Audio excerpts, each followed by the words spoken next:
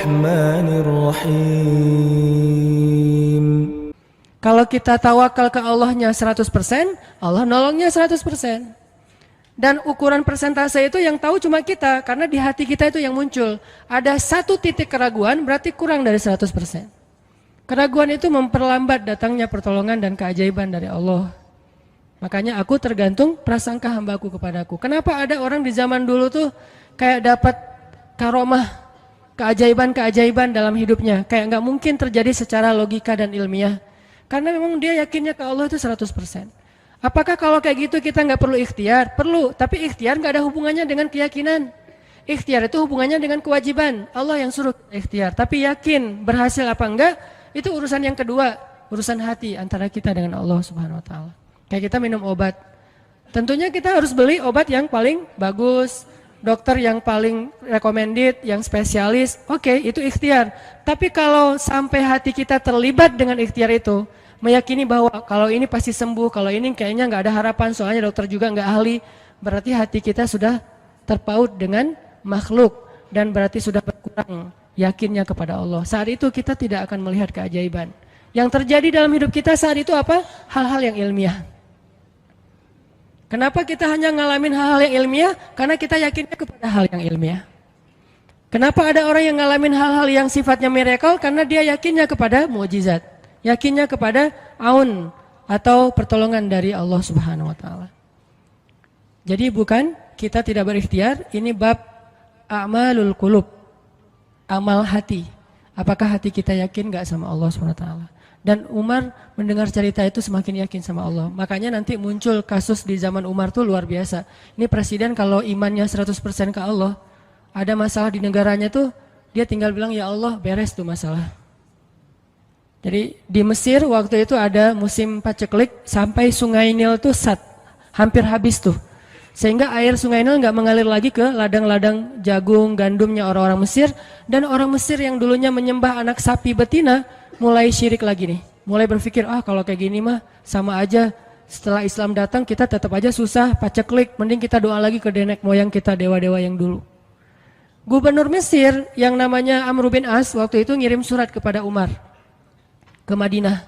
Ya Amirul Mukminin, Mesir sedang diuji oleh Allah dengan kekeringan dan masyarakatnya hampir syirik. Kami mohon bantuan dari pusat, dari Madinah untuk membantu bagaimana mengatasi kekeringan di Mesir. Begitu surat itu sampai ke Umar bin Khattab, Umar menulis balik surat dalam bentuk doa. Bismillahirrahmanirrahim. Ya Allah, turunkanlah hujan untuk masyarakat rakyat Mesir. Dikirim ini surat ke Mesir. Waktu itu ibu kotanya masih Alexandria, belum Kairo. Dikirim ke Alexandria, malam itu diambil sama Amr bin As. Pas dibaca oleh Amr bin As, Bismillahirrahmanirrahim. Ya Allah, berikan rakyat Mesir hujan yang mencukupi untuk mereka. Saat itu juga hujan turun. Sampai sungai Nil meluap dan menggenangi ladang-ladang jagung dan gandumnya orang-orang Mesir. Dan mereka bertakbir semuanya. Cuman ngirim surat doang dari Amirul Mukminin. Kan enak ya? Coba kalau kita hidup di zaman Umar. Ya Amirul Mukminin, saya belum dapat jodoh. Ya Allah beri dia jodoh. Beres. Cepet banget loh. Ya Amirul Mukminin, dia nolak saya. Ya Allah terimalah. Terima. Yang kemarin nolak hari ini, kenapa ya saya jadi serak sama dia? Gara-gara doa Amirul Mukminin. Ini artinya teman-teman, keajaiban dari yakin kepada Allah itu luar biasa dari kisah Bapak tadi itu.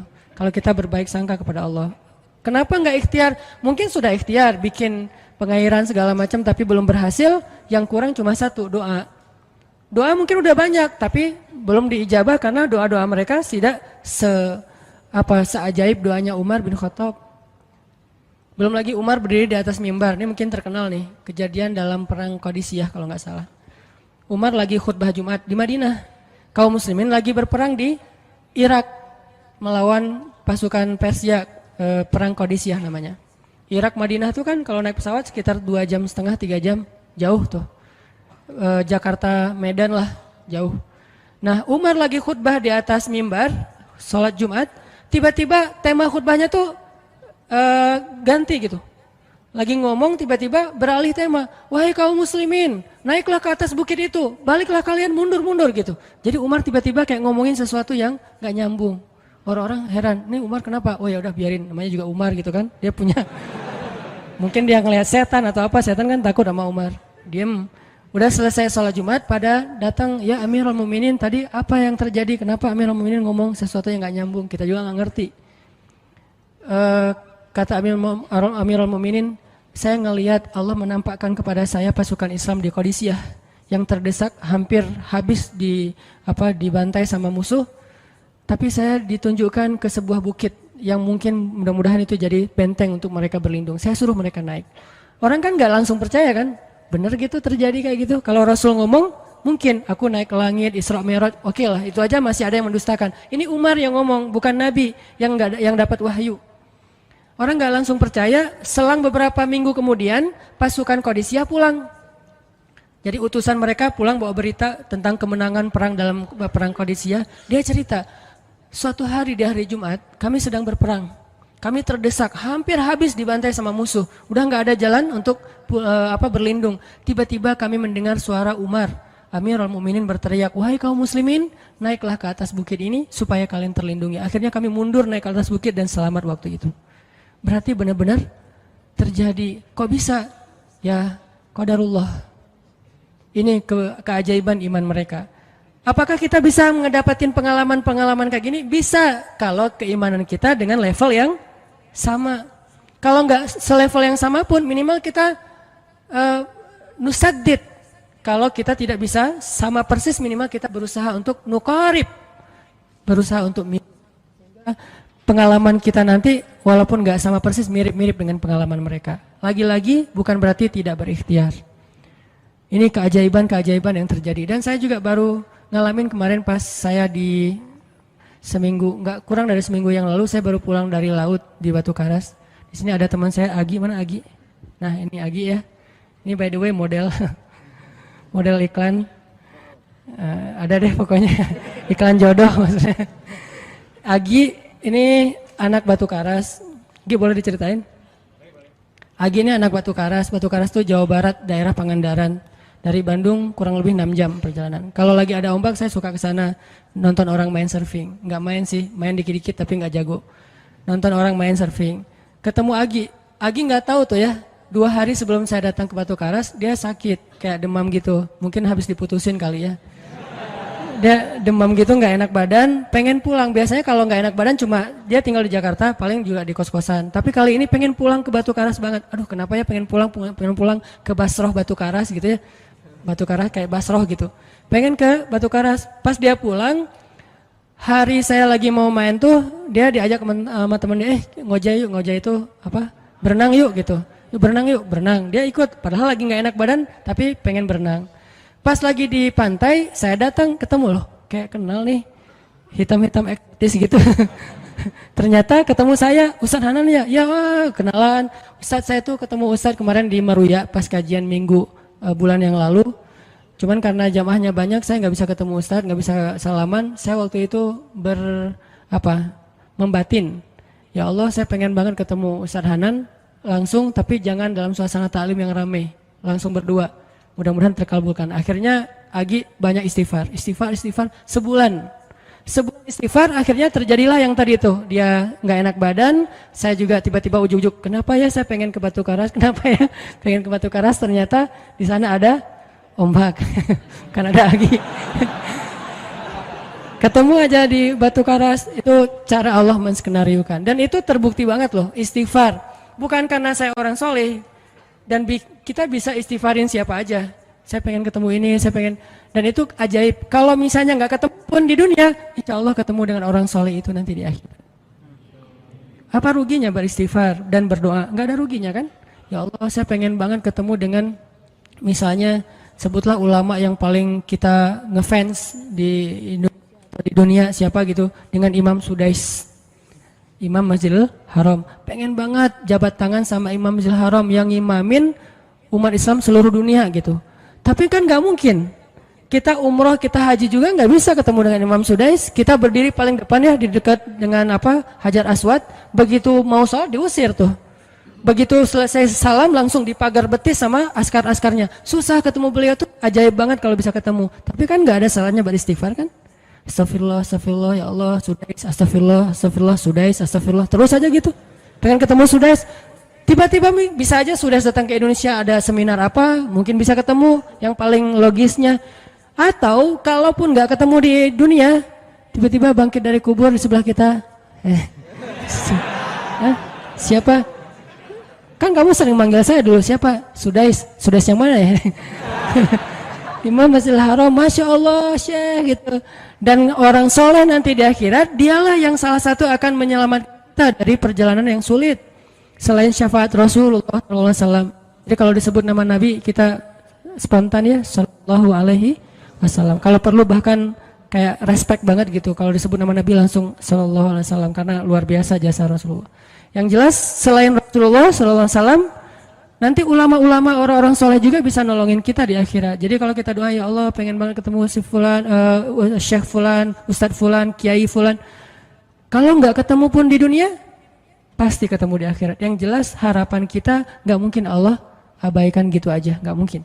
Pasti Allah kabulkan. Cuman Allah kadang-kadang menggunakan cara yang lebih baik daripada yang kita pernah bayangin. Ketemu beliau di dunia paling cuma selfie. Tapi kalau ketemu di akhirat, dibawa selamat di sirat yang panjang, lebih mending mana? Ketemu nih dengan seorang ulama, orang soleh yang kita ngefans banget nih. Pokoknya saya pengen banget selfie sama beliau, ya Allah. Apalagi kalau orang soleh itu followersnya banyak, misalnya ya 1.100.000. Sedikit itu mah, banyak model yang 17 juta, 19 juta. Pengen followersnya nambah kalau selfie sama beliau. Cuma nambah followers. Tapi kalau ketemunya di akhirat, nambah apa? Nambah derajat, naik level. Kita jadi selevel dengan masuk ke level beliau, padahal kita mah malahnya nggak selevel gitu. Kenapa? Karena dibawa sama beliau. Orang soleh itu kalau mau masuk surga, teman-teman nyari teman-teman yang mencintainya di dunia. Ya Allah, mana Fulan, dia mencintai saya di dunia. Ya Allah, mana Fulan, dia mencintai saya di dunia. Allah bilang, dia masih tuh di sidang, belum beres-beres, sudah sidang ke-30 misalnya. Kan sidang di dunia aja satu kasus berpuluh-puluh kali kan, gimana sidang akhirat lebih berat lagi tuh. Ya Allah, tolonglah dia, selamatkan dia, karena saya mencintainya selama di dunia karena Engkau. Akhirnya orang-orang soleh pada balik lagi. Dari surga, balik lagi ke padang mahsyar. Demi ngapain? Demi menyelamatkan orang-orang yang mencintai mereka semasa di dunia. Datang ke padang mahsyar, cari ke bagian informasi. Tolong dong yang namanya ini gitu, panggilin. Perhatian, Hanan At-Taki dipanggil sama Syekh siapa gitu. Saya dipanggil, datang aja. Mas, saya yang dipanggil, benar Hanan At-Taki? Ya, mana coba buktinya? Aduh, saya lupa bawa kartu nama. KTP misalnya. Udah pasti tahu lah ya malaikat sama kita. Udah masuk aja, tuh ada yang nungguin di business lounge gitu. Jadi ada VIP lounge-nya gitu kan. Oh, saya boleh masuk VIP lounge-nya, masuk ke VIP lounge. Udah sampai di sana, udah ada makanan segala macam, mereka lagi duduk. Kayak asa kenal nih, siapa ya? Dekat Hanan ya? Ya, wah kita sering ketemu dalam doa. Wah, akhirnya pelukan. Ada apa Syekh? Yuk ikut saya ke surga, kan enak banget kan? Terus sidang saya gimana? Udah beres, diberes sama teman-teman saya di sana. Saya banyak teman di dalam gitu. Saya banyak. Beres kan? Di dunia aja bisa gitu, masa di akhirat gak bisa? Tapi dengan seizin Allah dan Allah ridho dengan kebaikan-kebaikan itu. Jadi nggak ada sia-sianya juga kita. Kan dulu saya pernah cerita yang Imam Ahmad bin Hambal kan, yang pengen banget ke Basrah, dan itu ternyata terjadi juga sama Agi. Dan terjadi juga sama salah seorang driver ojek online di Bandung. Baru 2 bulan yang lalu kejadiannya. Saya lagi datang ke markasnya Pemuda Hijrah, kita sering ada kayak rapat gitu di kantor. Markas kita namanya Masjid Al-Latif di dekat Gedung Sate. Datang dari pagi rapat sampai sore. Dan saya pakai baju main biasa, bukan pakai baju taklim. Sebetulnya sama aja sih. Nah, waktu itu sholat zuhur di Masjid Al-Latif saya ngimamin sama asar. Habis asar pulang. Karena nggak nyetir sendiri, saya pakai online, saya order nih. Order, pakai ojek, ada yang ngambil. Drivernya ngambil, datang jemput, pulang. Kemana? Ke Cimahi, pulang. Di tengah jalan dia nanya, Mas sering sholat di Masjid Al-Latif itu ya? Saya bilang, ya lumayan, saya bilang. Ya itu masjid rame banget, anak-anak muda pada numplak di situ taklim. Siapa sih itu, ada imam muda, bagus suaranya gitu. Ntar jangan GR dulu. Muzammil, oh iya Muzammil, ya bagus tuh. Tadi udah GR, ternyata salah. Oh Muzammil, benar-benar Muzammil tuh suaranya bagus banget ya, anak ITB kan? Ya anak ITB ya. Kalau Mas di situ sering ngimamin juga? Ya sesekali sih saya bilang. Dia mulai curiga gitu. Suka ikut talim juga di sana? Ya kadang-kadang saya bilang. Kenal sama Muzammil? Ya lumayan, padahal murid sendiri kan. Lumayan saya bilang. Oh Mas kayak nggak asing nih. Mas tadi ngimamin sholat zuhur bukan? Ya saya bilang. Mulai curiga kan dia. Mas namanya siapa sih Mas? Hanan saya bilang. Hanan? Hanan yang mana nih? Ya.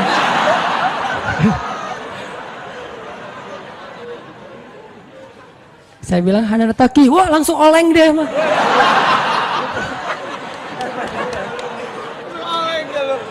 Oh, Mas biasa aja Mas biasa aja gitu. Ini benar Ustaz Hanan Taki, benar. Masya Allah, ya Allah, udah gitu kayak terharu gitu, heboh semua orang pada ngelihat lampu merah lah gitu ya, pada ngelihat semuanya. Saya langsung pakai masker, gitu.